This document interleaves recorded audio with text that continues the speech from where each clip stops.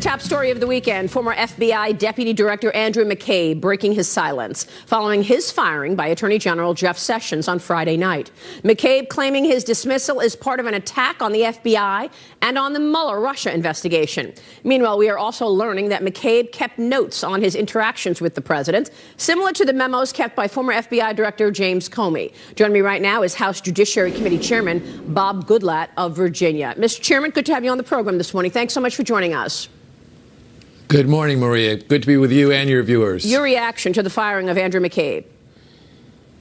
Well, I think the Attorney General did the right thing. It was the appropriate decision, given the reports of his having leaked internal information to the media and then giving false information about that, misleading information to those investigating the matter. These are very serious concerns, and they tie into the overall concern about how the FBI handled investigations into the elections last year. So the steps are appropriate. Now, there are a lot of pushback posts and tweets this weekend from the left. Let's go through the fireable offenses here and why specifically Andrew McCabe was fired. We know that the FBI's Office of Professional Responsibility recommended that McCabe be fired. They cited findings from the Justice Department's Inspector General report, which is going to be made public, we understand, in April.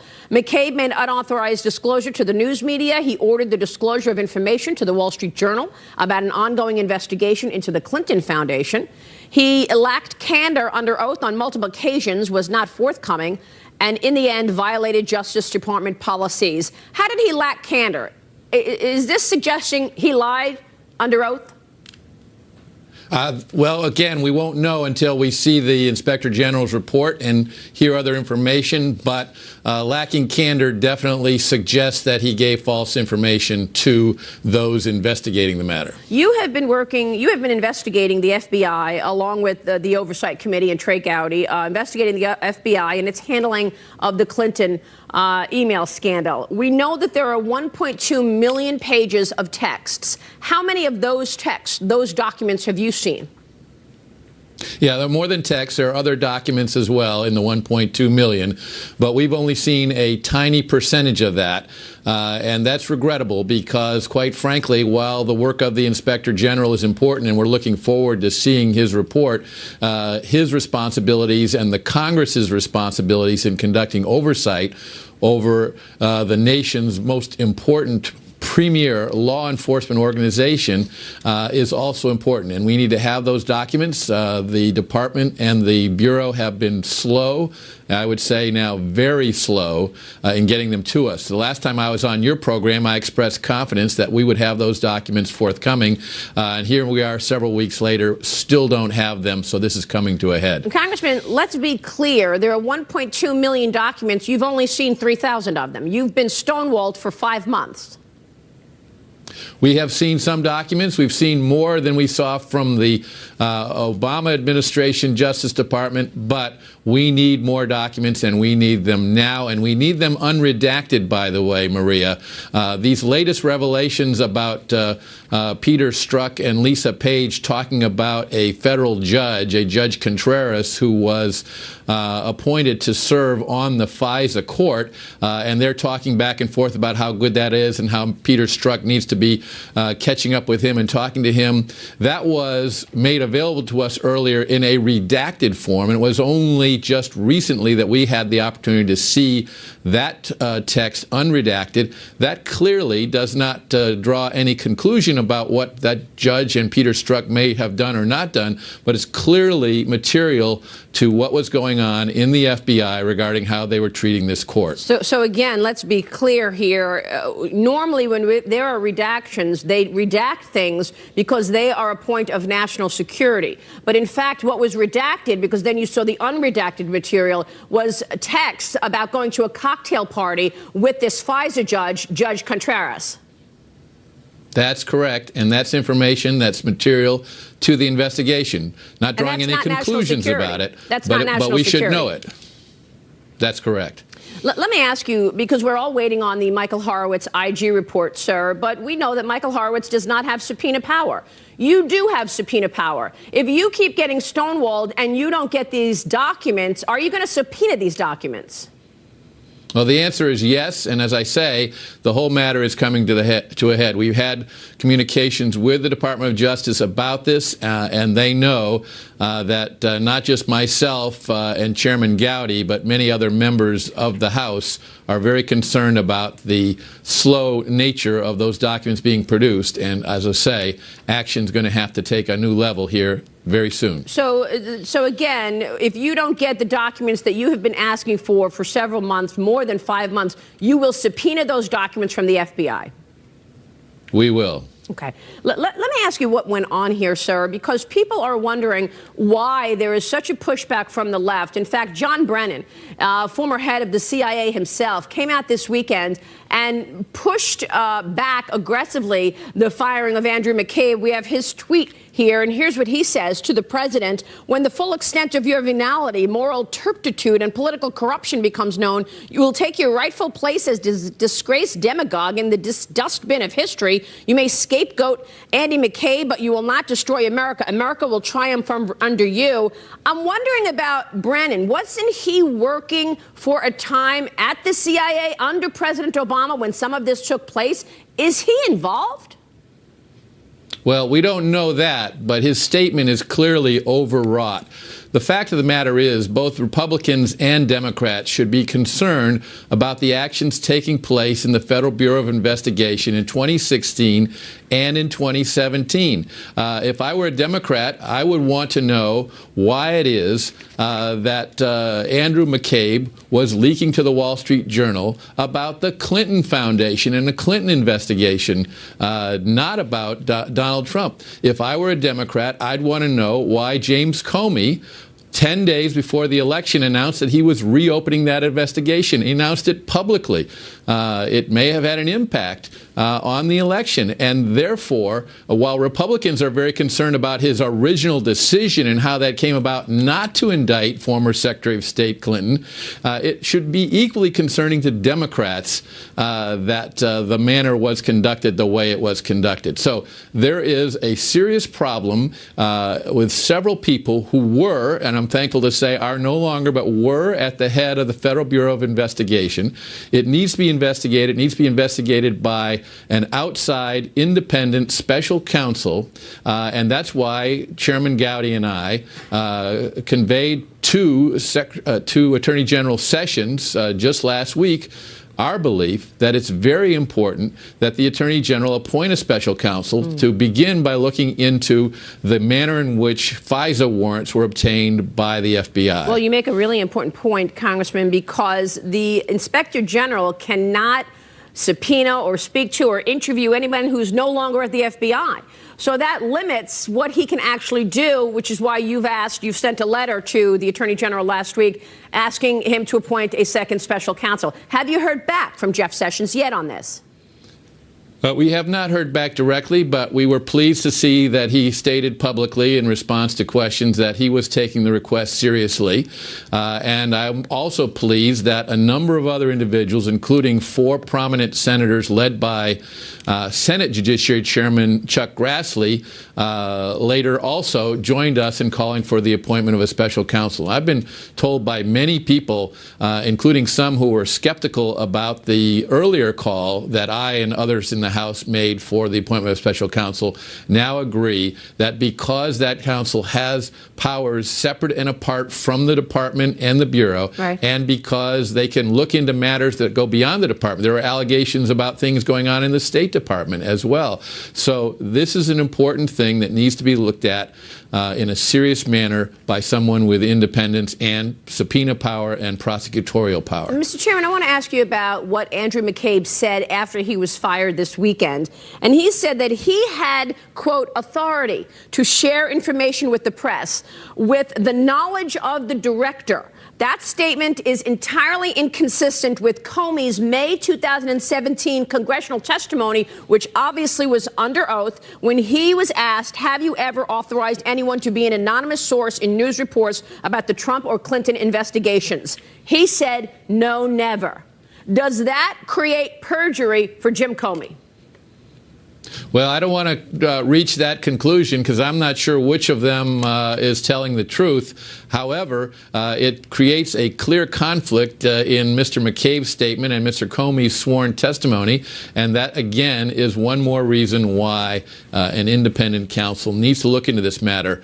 And I say this because, as we said at the outset, the FBI is the premier law enforcement organization of the world, and tens of thousands of great men and women every day keep us safe. They fight crime, they prevent terrorist attacks, and they have been besmirched by this scandal at high levels in the FBI. It needs to be investigated from the outside so that the facts can be made known, corrections made. Obviously, the personnel are now being removed, and that is a very important step, and I applaud Attorney General Sessions for removing Mr. McCabe. However, we need to make sure this does not happen in the future, and therefore the Congress, which has the legislative power and the oversight responsibility, needs to have all of the facts. Yeah. How long are you expecting this to go on? Let's say there is a second special counsel come in. What would be your timing on that?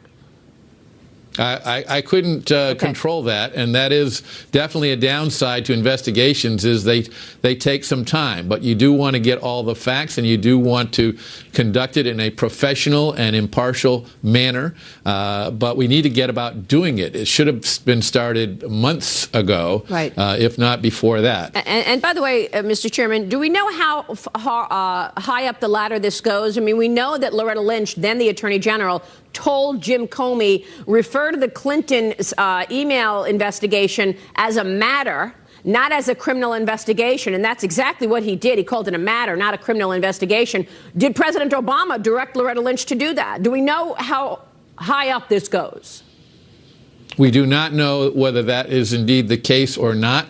But there certainly is a question about who exactly Hillary Clinton, as Secretary of State, was sending classified emails in an unprotected manner. And as that is further investigated, it may be revealed that other people were aware of this situation that we do not have confirmation about at this point in time. I think it's really extraordinary that Andrew McCabe took all these notes when he met with President Trump, but there are no notes about Hillary Clinton. I don't even think that the interview that the FBI did was on the record. Mr. Chairman, I hope you'll come back soon. Thanks for joining us. I will. Maria, just let me say that last point you just made about bias is an absolutely critical issue. The difference between how these two investigations were conducted is shocking. Thank you so much, sir. We'll keep on it. We'll be right back. Welcome back. More now on McCabe firing at the FBI. Fox News contributor and former House Speaker Newt Gingrich joins me now to weigh in. He is also the author of the #1 New York Times bestselling book, Understanding Trump. Mr. Speaker, it's always a pleasure to see you. Thank you for joining us. Well, it's great to be with you. And let me just say, I think that you and Chairman Goodlatte just had an extraordinary interview that not only made news, but really helped people understand how compelling it is to get to the heart of the corruption that was going on in the Justice Department. I thought it was a very, very important interview. Thank you so much, Newt. And, you know, it is extraordinary when you look at the FBI. And I said this earlier on Fox and Friends, when you see a situation happen and the guys with the FBI jackets walk in, you feel better. You feel like there's such trust in the FBI. And unfortunately, all of those thousands of people have been besmirched by a group at the top that went rogue, Andrew McCabe included. Well, I think that's why it's very, very important to get to the heart of this and to find out what went wrong. We rely as a country on the rule of law. And you look at someplace like Venezuela or Zimbabwe or Cuba, you understand how really important having faith in the rule of law is to a free society. And the FBI has historically done an outstanding job. And there are thousands of hardworking agents all over the world doing the best they can. But we have, as a country, an obligation to root out the cancer that was clearly at the heart of the Justice Department, as you pointed out in your interview, may well have gone above the FBI to the Attorney General and beyond her. So I think this story is going to continue to unfold. My experience back in the Watergate years when I was first running for Congress was that these things kind of unravel, and each week you learn something new, and that leads you to something new, and that leads you to something new. And I think the report on McCabe is just one more piece of the unraveling. And frankly, the Peter Strzok stuff may be as important as the McCabe stuff, because at least based on the initial copies we're getting of the text messages, he clearly had some kind of relationship with the judge who they went to for the FISA warrant to go after General Flynn. And I think that puts in doubt the entire process of Flynn's case and begins to set up an argument for giving Flynn a pardon and erasing that entire case. Well, the other thing is the fact that they redacted that. So they have a conversation on text about the fact that Judge Contreras is going to a cocktail and go meet him at the cocktail party, and that was what was redacted. That's not of national security. That's just you don't want anybody to know that Peter Strzok went to a cocktail party with the FISA judge. Now, you know, part of this, and I'm beginning to think about maybe next year as all of this begins to unfold, actually trying to put together just a chronology, a history of it, because it's so complicated. But part of what you're seeing happen here is the deep state protecting itself by redacting things that are political. They're not national security. And your point is exactly right. I'm with you. When you got Chairman Goodlatte to admit that out of 1.2 million documents, he's only gotten 3,000, it makes you wonder how much more we're going to learn when we see the rest of those documents. Right. Well, we're going to talk more this morning about the IG report, which we are expecting in April, which has all of the facts in it. Newt, it's always a pleasure to talk with you. Thanks for weighing in this morning. Thank you. Newt Gingrich there. The White House gearing up for a high-profile visit. Meanwhile, next week, from the Crown Prince of Saudi Arabia. We'll talk about that and then get back to the Andrew McCabe firing with Jim Kallstrom from the FBI next. Welcome back. President Trump scheduled to host Saudi Crown Prince Mohammed bin Salman at the White House this upcoming week. The two leaders had their first face-to-face encounter in Riyadh last May. Joining me right now is the former ambassador to Saudi Arabia, Robert Jordan. He's the former ambassador to Saudi Arabia under President George W. Bush. Ambassador, it's good to see you this morning. Thanks for joining us. Hi, Maria. Good to be with you. What are you expecting from this meeting next week? Well, this is a very big deal. Crown Prince Mohammed is, I think, seeking American support to continue pressure on Iran. He's no big fan of the Iran nuclear deal, and so we may see some discussion about that. I think the president and our administration will want to talk with the Saudis about what's going on in the war in Yemen. It's a tremendous humanitarian catastrophe, and I'm sure there is building pressure, particularly within the Senate, to curtail that conflict. But I think fighting Iran on various fronts throughout the Middle East is going to be a very important part of it. And also this blockade of Qatar, which has created a real rift in the Gulf Cooperation Council. We very much need these Gulf monarchies to be on the same page, and so I think there's going to be a lot of discussion about that. And then, of course, it's really important that Crown Prince Mohammed is sort of taking off on a whistle-stop tour throughout the United States. He's going to San Francisco, to L.A. to meet with movie executives, to talk with Google and Apple. This is completely unheard of, and I think it signals a completely new approach by the Saudis to engaging with the West and certainly with America. It sure does. And when I was in Riyadh in October of last year, I had the chance to interview His Royal Highness, and he said, look, we want to live like normal people. We want to live the way we lived before the Iranian Revolution in 1979. And that is the same place, I guess, that the president is on. You mentioned two things that the president disagreed with Rex Tillerson about, the Iran deal and the situation in Qatar. Exactly. And so I think this is going to be a chance for them to check signals, to be sure they are on the same page, and also to see where it goes from here, because even though the Saudis have continued this blockade of Qatar, it's not really serving anyone's interest and has actually driven Qatar into the arms of Iran and Turkey. So there are some major strategic issues they've got to sort out here. Are you expecting the president to renew the deal, the Iran deal, when it comes up next? My guess is he will not, and I think Secretary-designate Pompeo will support that. The Europeans are frantically trying to figure out a way to cobble together some fig leaf that will look like a renegotiation of the deal, but none of it has much to do with anything other than additional sanctions. So I'm not optimistic that we're going to see a breakthrough, and it sounds to me as if the president will probably not certify it. Meanwhile, there is a growing thought that there is a connection between Tehran and North Korea. Do you see a connection? Yeah. I haven't seen evidence of it yet, but it wouldn't surprise me if there were communications back and forth.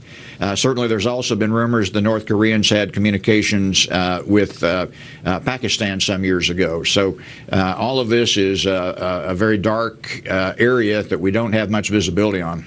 And when you say, conversations, obviously we're talking about the availability of nuclear weaponry. Certainly technology, if not weaponry itself. And so I think that's something that we very much want to closely follow. Our intelligence organizations need to work seamlessly together to try to sort this out and find out what we can. In terms of this Saudi Aramco deal that is now delayed until next year, do you expect that this deal will not come to the United States because of the opportunity for the victims and the families of 9/11 to be able to sue the Saudi government? Because my theory is it's not going to come to America at all because of this recent legislation that allows the victims to sue the Saudi government. I think that legislation is an impediment. There has been some talk within the Senate of a bill that would give the president discretionary power to waive the ability to bring those suits. And if that's the case, then we may see a resurgence of that opportunity. But right now, I do think a listing in America is going to be a problem in light of that legislation. All right, we will leave it there. Ambassador, it's good to see you. I know I'll see you next week on the Fox Business Network as we assess the Crown Prince's meeting. Thank you, sir. Thanks, Maria. Robert Jordan joining us. Back to our top story. Andrew McCabe is out at the FBI. Breaking news from House Judiciary Chairman Bob Goodlatte this morning, right here on this program. He just told me he will subpoena the missing documents he's asked for from the FBI. He says the FBI has been stonewalling Congress. Former Assistant FBI Director James Kallstrom is joining me next, live, as we look ahead on Sunday Morning Futures this morning. Welcome back. We want to get right back to our top story, the McCabe firing at the FBI. James Kallstrom is the former assistant director of the FBI, and he joins me right now. And Jimmy, it's good to see you. Nice to be here. You had 27 years at the FBI. I know how important and the pride that you have for the FBI. How do you think the FBI is taking it this morning that the number 2 guy, Andrew McCabe, has been fired? I think there's a big sigh of relief and a good feeling about the fact that an FBI element, an organization in the FBI, recommended that he be fired. Right, the Office of Professional As opposed to them being mute and having someone else make that recommendation. So I think they're very happy about that. I mean, I don't know for a fact, but I'm guessing that that's the case. And they're just gnawing at the bit to actually get involved in a real investigation, not a phony investigation like Jim Comey conducted, a fraudulent investigation. I don't understand what was driving them, Jim. Let's put this in context for a moment. You've got 10 people at the top of the FBI and the Department of Justice that have been either fired or reassigned. Obviously, this is no coincidence. Do you think somebody was directing them, or do you think they just came to the conclusion on their own, this leadership at the FBI and the Department of Justice, that they wanted to change the outcome of the election? They wanted to protect Hillary Clinton. I think we have ample facts revealed to us during this last year and a half that high-ranking people throughout the government, not just the FBI, high-ranking people had a plot to not have Hillary Clinton, indicted so that she could remain the flawed candidate that she was, which in my view was stupidity. And they also had and even this Strzok guy talked about this. They had a backup plan to basically frame Donald Trump. And that's what's been going on. This whole thing, in my view, is just total phony. I mean, how would you feel, someone out there in America land, if somebody was just had a phony scheme about you and went on for months and months and months? Yeah, and that's what's going on today. Well, the special counsel is in place, and now you just heard Bob Goodlatte, chairman of Judiciary, wanting a second special counsel. I want to get your take on how high this goes up, because I'm wondering if Andrew McCabe just perjurized Jim Comey and what the culpability is of Jim Comey. So Andrew McCabe, in terms of pushing back on this firing, said, I was authorized to share information with the press, And that was known among many, including the director, okay? But here's what the director, Jim Comey, said back in May of last year when asked this specific question. Here is Jim Comey under oath. Listen to this.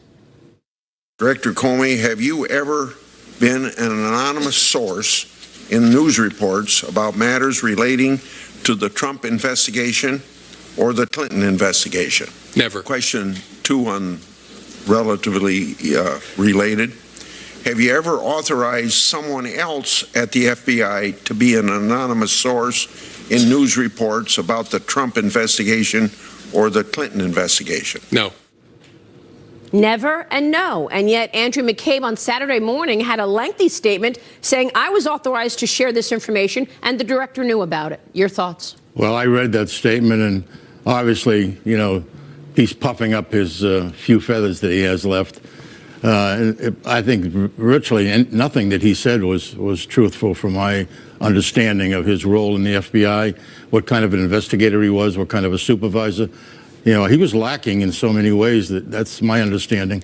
And, you know, statements like that, which were penned by CNN or somebody else, you know, they're going to just add more trouble to him. How independent, you think, was Andrew McCabe versus Jim Comey? I mean, could he have done all of this without Jim Comey knowing? I've wondered that myself. I wondered that myself, how much McCabe was doing that Jim Comey knew about or didn't know about. You know, to me, that's a little bit of a question. Why? What do you mean? Well, I just don't know. I mean, the stupidity of some of these things was so you know, rampant that it almost makes me question. Although Jim Comey is not a stupid individual, I think he's naive. He's got an ego the size of the Empire State Building, and he has a lot of other faults that got him in this trouble.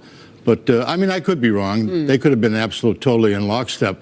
But there's no question that he and McCabe and others in the FBI and the Justice Department, and we're going to find out the State Department, and the National Security Advisor to the President, and the Deputy National Security Advisor, and John Brennan. Did you see John Brennan's remarks? We ran the tweet Yeah. at the top of the show. Yeah. There was real animus in that tweet against President Trump. The animus and the malice against Trump.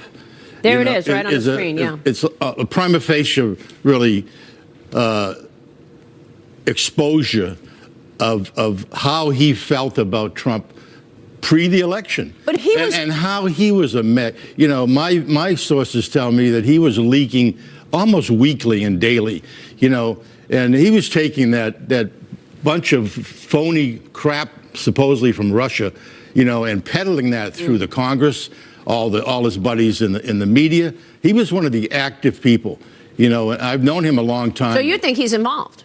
Oh, I think he's involved, absolutely. And I think it goes right to the top, quite frankly, Maria. So you mean President Obama? I think it goes right to the top, and it involves that whole strategy. They were going to win. Nobody would ever know any of this stuff. And they just unleashed the intelligence community. Look at the unmasking. So we haven't even heard anything about that yet, right? Well, Susan Look at the way they violated the rights of all those American citizens, right?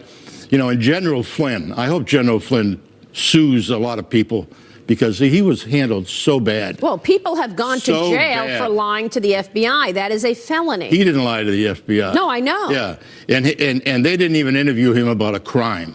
I mean, he was in his legal, authorized, you know, mode when all that happened. But it was a felony to leak his conversation with the ambassador to Russia to the press. Well, that was a felony. His unmasking will probably find out. We know that from Jeff Sessions. Told us that on this program. Yeah, there's no question. They're the people that have committed felonies, not the general, and they've ruined that guy. You know, and because they threatened his son, you know, they bankrupted this guy that gave his life to this country, you know, and just the whole dealings. Look how they didn't deal with the IRS. You know, there's so many things that they've done badly. Well, you know, it now feels like it's opening up and things are coming out. We will see. How close do you think Jim Comey was with Loretta Lynch? I mean, Loretta Lynch directed Comey to call it a matter, not a criminal investigation. It's exactly what he did. You can go through so many of the misdeeds. It's actually extraordinary. Well, it is. I mean, I think he was in lockstep. And as I've said in past, you know, there was musical chairs going on. And Loretta Lynch was the leader of the band. But, you know, this whole business is special counsel. Now, here's another thing, if you've got a moment. You know, I would wish we didn't have to have a special counsel, but we've got the Attorney General who is a good guy, but I mean, he just hasn't. Well, he recused himself from everything else. Yeah, I mean, and are we going to depend on the Deputy Attorney General to pick another special counsel? When he picked Bob Mueller, when he appointed a special counsel, in violation of the enabling statute, the special counsel statute, right, it says you must have and set out the predicate crimes that you want investigated. And you must make the point that these are crimes that the Justice Department cannot investigate because they're conflicted. Well, he did none of that. He put the guy that's conflicted like the Jersey Turnpike from end to end. Right. Which is why it's really important that Bob Goodlatte just told us he's going to subpoena for the other documents, because Michael Horowitz and the Inspector General does not have subpoena power. And it's important that there's a big voice now pushing for a second special counsel, right, an independent counsel. And how does the Deputy Attorney General remain the Deputy Attorney General, my humble view, when he signed the last continuation of a FISA order that was replete with lies?